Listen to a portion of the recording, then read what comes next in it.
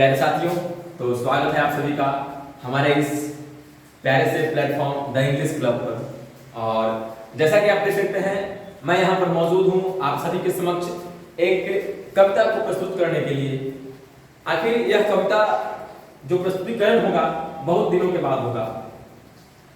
मुझे नहीं लगता है कि लगभग बहुत दिनों से हमने कविता पाठ नहीं किया है, तो मुझे आभास हुआ कि हम लोग खास करके जो भी क्लासमेट्स, जो भी हमारे बैचमेट्स थे, उन्होंने अपना 12th की पढ़ाई करके अब अगले जो भी उनके कोर्स होंगे उसमें एडमिशन लेंगे।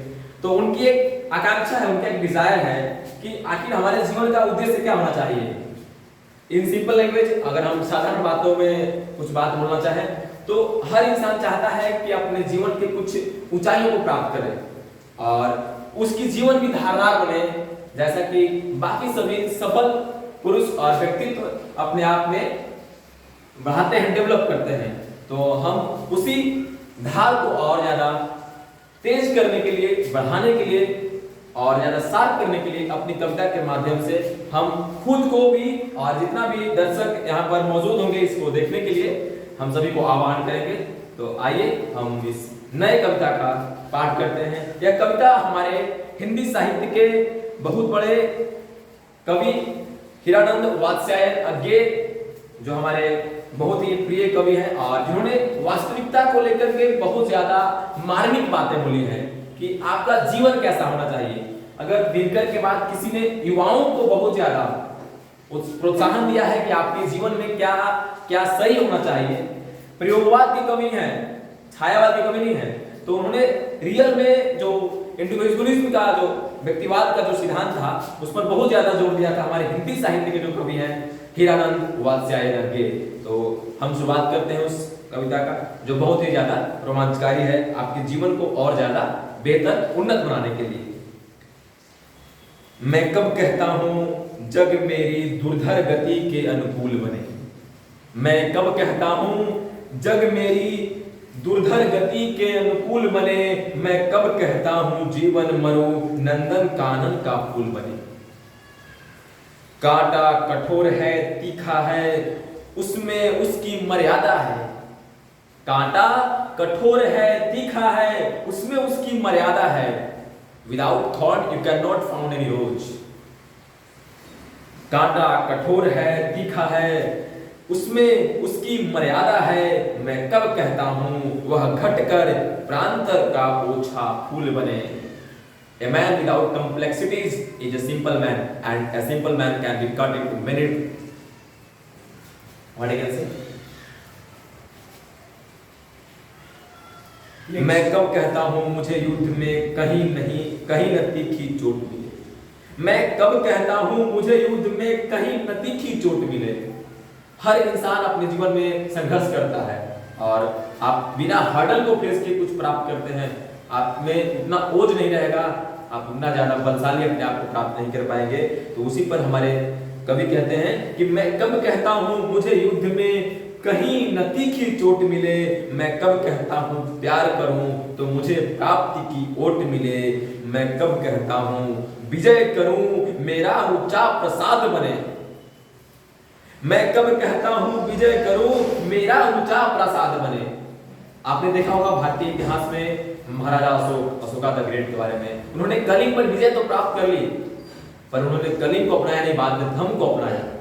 आपने हमारे पुराने स्क्रिप्चर्स रामायण के बारे में जरूर सुना होगा। भगवान श्री राम ने लंका के ऊपर विजय तो प्राप्त कर लिया परंतु लंका को अपनी राजधानी नहीं बनाई। यानी हमारे संस्कृति से जुड़ता चला रहा है कि हम जब भी अपने कुछ चीजों पर विजय प्राप्त करते हैं, अगर वह किसी वस्तु जो देने लायक है किसी का, जिस पर उसका मूल अधिकार है, हम उसी को सौंप देते हैं। अगर वह दुराचारी के हाथों में है तो हम उसे सदाचारी के हाथों में भेंट कर देते हैं, परंतु उसे अच्छे हाथों में संप्रदान कर देते हैं।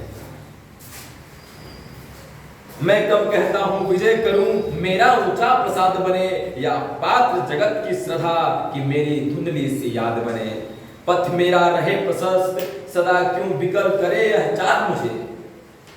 पथ रहे मेरा प्रशस्त सदा क्यों करे यह चाह विकल मुझे। नेतृत्व न मेरा छिन जावे क्यों इसकी हो परवाह मुझे।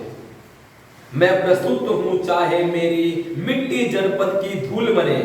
मैं प्रस्तुत हूँ, चाहे मेरी मिट्टी जनपद की धूल बने, फिर उस धूली का कण कण भी मेरा गतिरोधक शूल बने, फिर उस धूली का कण कण भी मेरा गतिरोधक शूल बने। एक सिंपल हिंदी में कहावत था कि मैं नर्क का राजा बनना पसंद करूंगा और स्वर्ग का नौकर नहीं। उस पर एक हमारे हीरानंद वात्स्यायन ने इस पंक्ति को और भी ज्यादा अलंकृत कर दिया है अपनी भावनाओं में इसे लिख करके कि मैं प्रस्तुत हूँ, चाहे मेरी मिट्टी जनपद का धूल बने, फिर उस धूली का कण कण भी मेरा गतिरोधक शूल बने।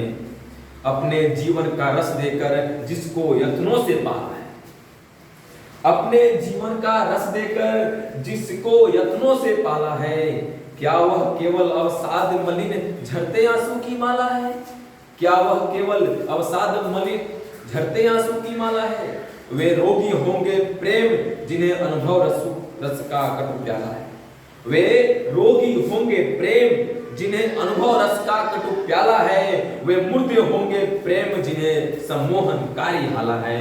वे मुर्दे होंगे प्रेम जिन्हें सम्मोहनकारी हाला है। मैं इन पंक्तियों पर ज्यादा टिप्पणी नहीं करूंगा क्योंकि आजकल आप सभी इस पंक्तियों से वाकिफ हैं, खास करके केरला स्टोरी और द कश्मीर फाइल्स जैसे स्टोरी से, तो हम इस पर राजनीति ज्यादा बात नहीं करेंगे। मैं विदग्ध हो जान लिया, मैं जब टूटा छीन हुआ तो मैं विदग्ध हो जान लिया, अंतिम रहस्य पहचान लिया। मैं विदग्ध हो जान लिया, अंतिम रहस्य पहचान लिया। मैंने आहुति बनकर देखा, यह प्रेम यज्ञ की ज्वाला है, यह प्रेम यज्ञ की ज्वाला है। मैं कहता हूँ, मैं बढ़ता हूँ, मैं नभ की चोटी चढ़ता हूँ, कुचला जाकर भी धूली सा आंधी सा और उमड़ता हूँ। मेरा जीवन ललकार बने, असफलता की असिधार बने।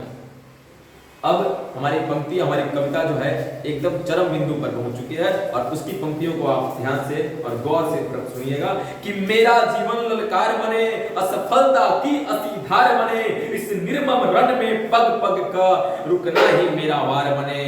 भव सारा तुझ पर है स्वाहा सब कुछ तप कर अंगार बने, तेरी पुकार सा दुर्निवार मेरा यह नीरव प्यार बने, मेरा जीवन ललकार बने।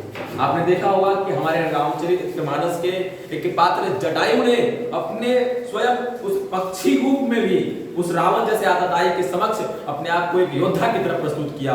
तो हम चाहते हैं कि अपना जीवन जो है उसी प्रकार से ललकार बने और उस आतताई शक्ति के समक्ष भी अपने आप को एक महापुरुष की भांति खड़ा कर सके और उसके समक्ष अपने शक्तियों का उदाहरण कर सके और उसे बता सके कि नहीं, दुनिया में कोई शक्ति है जो हमारे साथ भी खड़ा है और अगर तुम गलत हो तो हम तुम्हारा विरोध करेंगे, क्योंकि हमारे शास्त्रों में लिखा है सत्यमेव जयते, इट मींस सत्य की हमेशा विजय होती है। तो आपको घबराना नहीं है। Thank you sir. साथ ही अभी हमारे संस्था के अभिराम शर्मा के द्वारा आपने कविता पाठ को सुना और कविता का जो शीर्षक है आपने ये बताना भूल गया। ये कविता है मैंने आहुति बनकर देखा, अज्ञेय के द्वारा लिखी गई ये सुप्रसिद्ध कविता है।